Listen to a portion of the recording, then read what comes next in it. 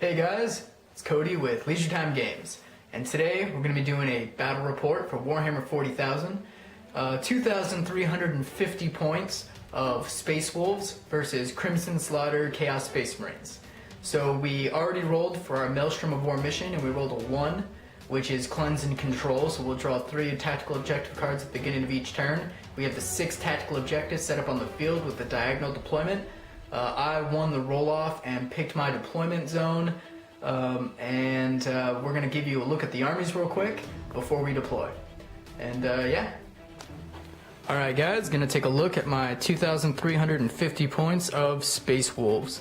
So I'm bringing 2 10-man squads of Grey Hunters. I have a little bit of proxy going on here with some of my Wolf Guard, so you'll see a lot of specialty weapons, but I don't actually have those. Basically, I have a plasma gun in each unit, and the unit with the banner here in the front, they all have the close combat weapons, and I did not pay for the close combat weapons and the ones in the back. They're just gonna have bolters. Then I'm bringing the Storm Wolf as a fast attack choice with the Skyhammer missile launcher upgrade, and I'm bringing this Lone Wolf in Terminator armor with a pair of lightning claws, and he's going to be embarked upon the Storm Wolf in reserves. I'm bringing a Rune Priest, Psyker level 2 with runic armor and a runic sword as my as my HQ choice. He's not my warlord. And I rolled on the Demon Melfic powers, and of course I have the Primaris, and I also got Cursed Earth and Incursion, and of course he has Force. I'm bringing the 3-man squad of land speeders, and they all are going to have multi-meltas and Typhoon missile launchers. And then I'm bringing an allied Imperial Knight, Knight Errant with the big melta. I'm bringing a 5-man squad of Terminators with Frost Swords, and Arjak Rockfist is nominated as my warlord, and he's going to be with that squad inside of the Land Raider Redeemer with a multi-melta on it. Then I have another Lone Wolf in Terminator armor with 2 Fenrisian Wolves. He's got the Lightning Claw and the Storm Shield, so what you see is what you get. And then right here I have my 10-man squad of Long Fangs with 2 las cannons, 2 missile launchers with the flak missiles for Skyfire, but I don't think I'm going to need it. A multi-melta on the, or not a multi-melta, a melta gun and melta bombs on the Long Fang Ancient, and a plasma cannon. And I'm also running a Bastion with Icarus las cannon and an escape hatch as well.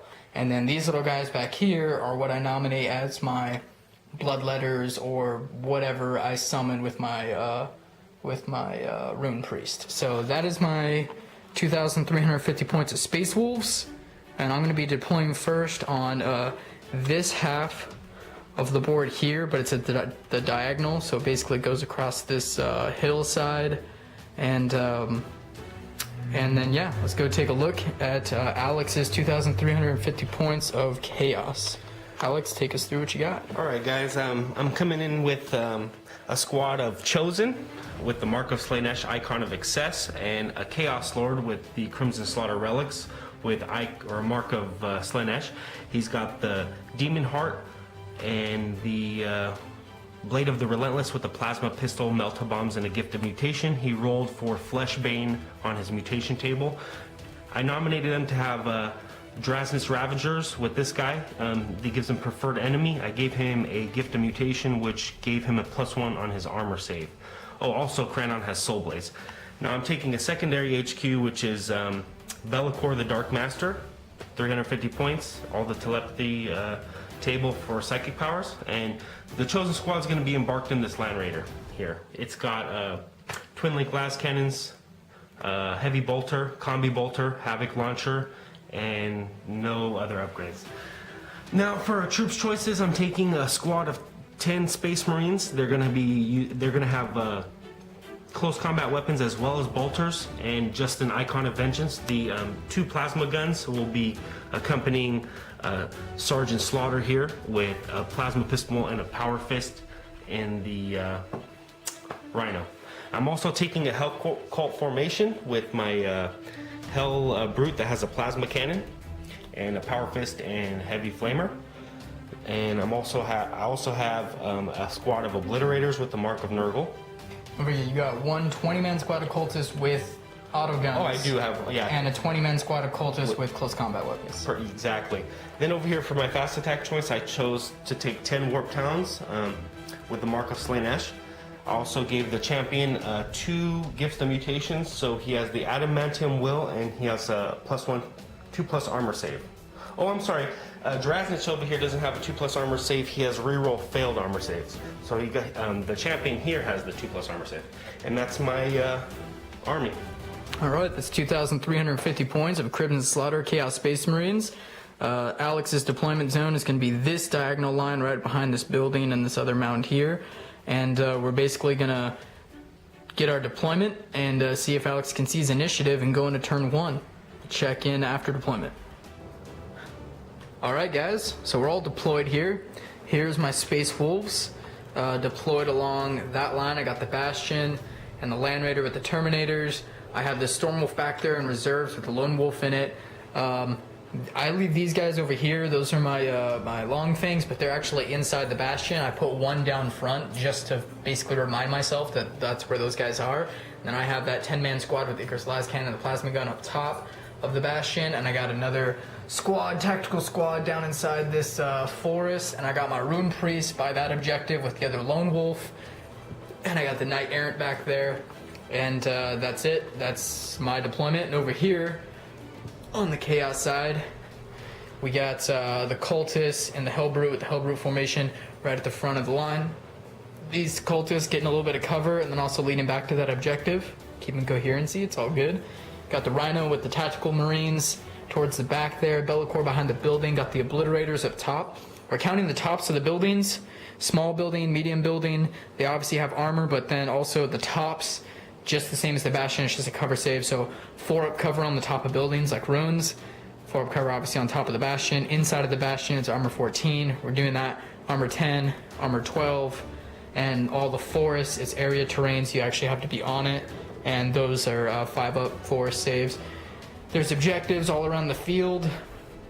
There's number 4, number 5, got number 1 back here, number 3, number 2 over there, number 6 back here with the cultists, and I think I'm forgetting one somewhere, but it's all good. Basically, that's our deployment.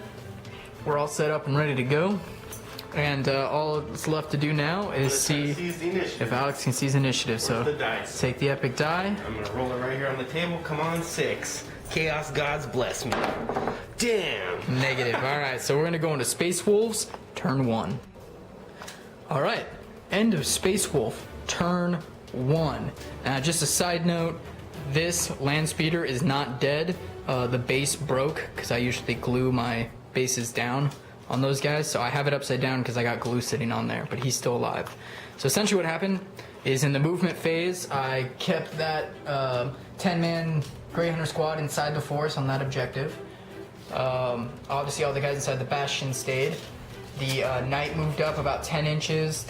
Actually, the Knight only moved up about 6 inches because he stayed right up behind the Land Raider. Land Raider moved 6 inches, but he started his movement on the difficult terrain, and I actually rolled a 1 on my difficult terrain roll, so he's officially immobilized. It really sucks. So I disembarked out those Terminators and got them just kind of behind this cover here. I ran forward from this forest where my Rune Priest is, this Lone Wolf with his 2 Fenrisian Wolves, and moved up the Land Speeders 12 inches to hold this objective, and my base just broke. Nice. I'm actually probably what I'm gonna have to do for this game, unfortunately, is just leave the base on the field to represent it. Maybe leave that guy on the side, and I'll have to glue it later. So that's what we're gonna do for now. All right, and then so that was my movement. Psychic phase. I rolled a 4, which gave me 6 dice. My objectives. We drew 3 objectives at the beginning. One of my objectives was to try to manifest 3 psychic powers, and I would get D3 victory points. But I could not do that, but I did successfully manifest 1 power, so I got 1 point for that. and that was summoning some Demonettes of Slaanesh, which are represented by these little ghostly ancient dwarves. That's what I did for my Space Wolves. So the Rune Priest cast out 12 inches. They're more forward, obviously, because they ran. And then, so that got me 1 point. Then we went into the shooting phase, and I tried to lay down some las cannon shots and whatnot into the Land Raider. Didn't do me any good, so I started focusing all my gun power on the little Hell Cult formation that was right here with all the cultists that were once standing at the edge of this. But I basically annihilated that cultist squad with some blast templates from the Knight Errant and from the twin-linked autocannon on top the Land Raider, and ended up getting First Blood. So I have First Blood, and I manifest a Psychic Power, which I had an objective card for, so that's 2 points. And then I ran up the Lone Wolf and the Slaanesh Demonettes, and I actually ran back the Terminators a little bit to get the Demonettes in front of them as a cover save. And that was it for shooting. I have nothing I can assault. And then my final objective card, I discarded 1, because it was secure objective marker number 4, which is way over on Chaos side, so I didn't even want to try to go for that. And my third card was to, if I am holding 3 objective markers, then I score a D3 victory points, which I am holding 1, 2, and 3. And I actually rolled a 6, so that's 3 more points. So the 3 plus First Blood is 4, plus the Psychic Power is 5. So the current score at the end of Space Wolf turn 1 is 5-0, and we're going to Crimson Slaughter Chaos turn 1. Just fill in. Alright, so end of Crimson Slaughter Chaos turn 1, the Hellbrute moved back up into the terrain to get a cover save. He rolled on the Craze table and he rolled a 1, which means he's got to fire at the closest unit that caused the glances to him, which happened to be my land speeders. Twice he has to fire. And so he lays down some plasma cannon shots, and he actually dropped. So we just used the one that was already broken as the one that he dropped, and this other one has a wound, and the other one's okay. And I did jank, so they will be firing snapshots. Then he, in the Psychic phase, obviously we skip forward because his shooting. But the Psychic phase, Be'lakor back there only rolled a 1, only had like 3 dice, tried to cast Invisibility, got it with 2, but I also denied it with 2 6+, which also was an objective for Alex, so he did not get that objective this turn. And then we had the Rhino move up, 12 inches flat out. We had the Land Raider move up. No? Yeah, the Land Raider moved up. Moved up about 6 inches. Basically, the Obliterators were the big hitters. They laid down a bunch of plasma cannon shots into my Terminators, which actually took down 3 Terminators and a wound on Arjak Rockfist, which is my Warlord. So that was a pretty big deal. He fired some heavy stubber shots, but I made those saves. And that's pretty much it. Almost dropped a Terminator squad. And took down a land speeder. So good shooting. No objective scored for Crimson Slaughter in turn 1. But we are going to go into Space Wolf turn 2. Alright guys, end of Space Wolf turn 2. And starting with movement phase, I go ahead and move the Knight Errant up here 12 inches right next to the escape hatch, going towards that objective. I actually separated my Warlord and put him up into the tank. Even though it's immobilized, he's down to 1 wound, and he's my Warlord. I don't want to give up that extra point, so I went and hit him in there. And then I ran the other 2 Terminators up over the terrain, making their way towards an objective as well, getting that cover save. Moved up the land speeders that jinked last turn. Moved up the Lone Wolf up next to that objective. Moved up the Demonettes, and they also ran in the shooting phase as well. That other 10-man squad of Grey Hunters is staying in that forest, just holding that objective, and of course all the guys in the buildings are staying there. I rolled for my Storm Wolf with the other Lone Wolf Terminator, and did not get it, so no reserves for me. For my objectives, I rolled 1 that was score objective number 6 and number 4, and both of those are in Chaos territory, so I went ahead and discarded those. I'm not even going to try to go for them. So the 1 valid card that I drew is the score objective marker number 3, which my Rune Priest has right there in that forest. So I did gain 1 point automatically, which put me up to 6 points. And then went into shooting phase, and I basically laid down. I split fired. I did a couple Skyfire shots up at Be'lakor because he is flying, and didn't get anything. And then I laid down some las cannons and a plasma cannon into the Rhino. I took down the Rhino and some Space Marines, but they're fearless with the Icon of Vengeance, so they're gonna stay right there. But I got that unit down to 3 Marines, and I think I killed a little cultist down over here too, next to the objective. But I laid down the Knight Errant's big template into those Marines as well. But because they're in a crater, because the vehicle exploded, this is technically like a crater right here where they're at. They did get the 5-up cover from that, and he made a lot of good saves. So got that unit down to 3. Snap fired the land speeders because they jinked previous turn into that Hellbrute but didn't get anything. Ran up the Demonettes, ran up the Terminators a little bit more, and didn't get anything in my psychic phase. I tried to summon but didn't get anything off. But I did score that extra point for holding objective marker number 3. There's the battlefield at the end of Space Wolf turn 2, and it is 6-0 going into Chaos turn 2. Alright, end of Crimson Slaughter, Chaos turn 2. Kept these Space Marines over here with a little bit of shuffle to hold that objective. Difficult terrain test up here for the Cultist. Rolled on the craze table for the Hellbrute, got number 1 again, so he's got to fire on the closest unit twice. Went ahead and moved up the land rate a little bit, did a big flying sweep 24 inches with Be'lakor, and then dropped him down. Then went into, and rolled for reserves, and did a flawless deep strike back here with the Warp Talons. And so that's looking pretty scary there. Then, badass psychic phase, Be'lakor came in, and he cast Dominate on my 10-man squad on the top of the Bastion. So now they have to make initiative test before, or leadership test before they do anything. And then he casts, what's it called? Hallucinate on the other 10-man squad of Grey Hunters, and that basically made them Getting on 5s.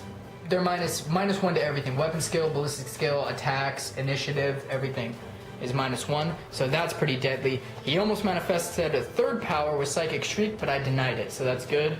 And that actually cost him a couple extra possible objective points. But he did score 1 because he did have a card for manifesting his Psychic power. He also had a card where he scored a point if he laid down enough fire to take down a unit in the shooting phase, which he did, because I used to have Demonettes right here that I summoned, and his cultists just lay down with the heavy stubbers, and bam, there they go. He laid down shots with the Hellbrute into the land speeders again. I chose the Jank, but I didn't need to because he ended up rolling 1s on the damage, or the pen to see if he could wound. Take glances though. No. 1 is nothing. It's always automatic miss. Oh yeah, you're right. And then, but it did scatter over and end up taking out one of the wolves with the lone wolf, so that's kind of sad. Killed the dog. And, and then laid down, actually ended up getting a glance on the Imperial Knight as well from the last cannons from the Land Raider. And that's pretty much where we're sitting right now. When the Obliterators whiffed. Obliterators Hit whiffed. with their last cannons, but rolled 1s, So at the end of a Chaos turn 2, Chaos Space Marines are sitting on 2 points, and Space Wolves are sitting on 6 points, but it's only turn 2, and Chaos Space Marines got their reserves in, and I'm starting to get surrounded, so who knows what could go on. We're going to go into Space Wolf turn 3. End of Space Wolf turn 3. Major crazy turn right now. Basically, I didn't want to move any of the guys inside the forest because they're all -1 on everything right now. These guys need to make leaderships for everything. But I did move these up, the land speeders, and they ended up taking pot shots at the Hellbrute and dropped him. So that was good.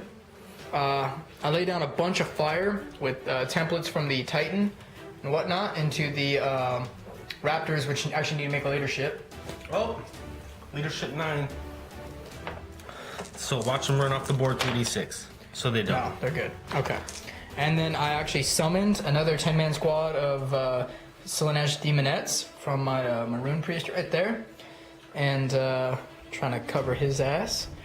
And then ran for the Terminators from the forest and You know, got one objective for holding objective number 3 with the Rune Priest, but the most exciting thing that happened is I charged Be'lakor with my Titan, which if you notice is not on the field anymore, my Imperial Knight, and basically I didn't realize how awesome Be'lakor was, so Be'lakor got to attack 6 times, hitting pretty easily with Mastercrafted and whatnot, and then has Armor Bane, so all 6 hull points gone. And he Titanic Explosion is scattered to where this puff of smoke is in the center. Basically, the very weak portion kind of clipped Be'lakor, but didn't really do anything to him. So Be'lakor dropped an Imperial Knight. That's a huge thing in this game. His Imperial Knight was doing a lot for me. And we're going to go into Chaos turn 3. The final score right now is still at the end of Space Wolf turn 3 is Space Wolf 7 to Chaos 2. And we're going to go into Chaos turn 3. End of Crimson Slaughter turn 3. Land Raider moved up, going towards that objective. Chaos Cultist came out of this forest here, going towards that Terminator and that objective. These 3 little lone Space Marines are staying around there. The Obliterators actually jump down from the building, giving up their 4-up save. They start moving forward. They lay down some fire, but missed.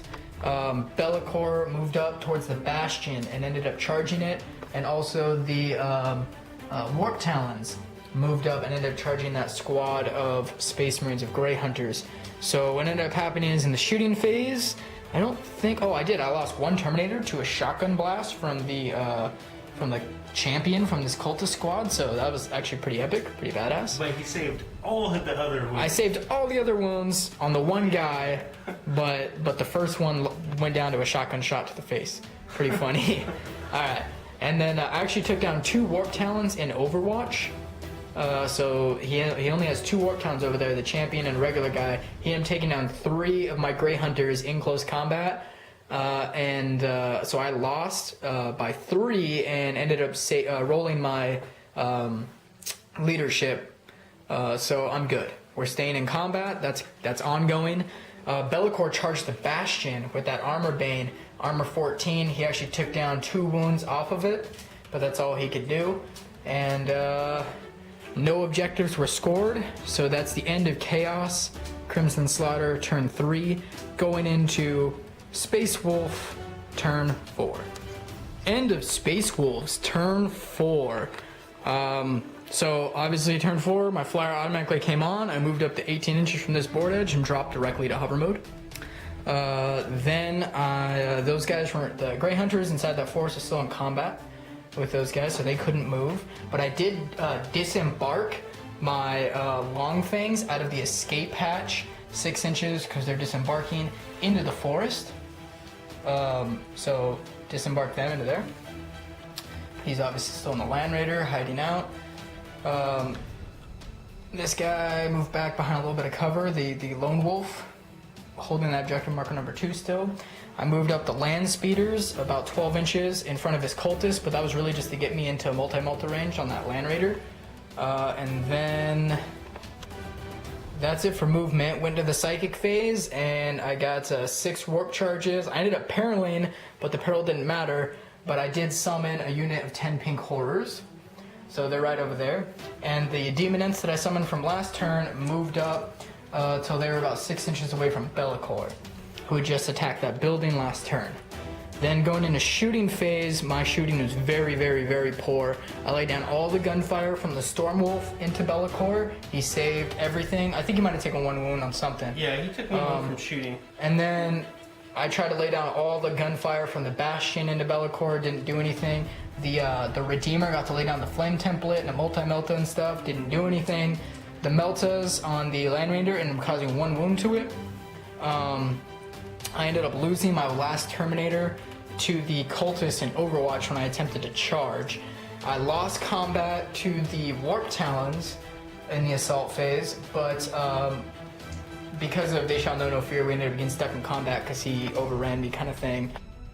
Alright guys, it's my birthday today, so I actually have to go to a birthday party.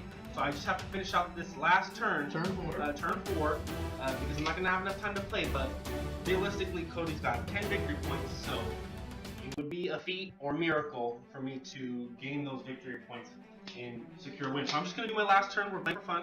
So I'm going to go ahead and do my movement phase here.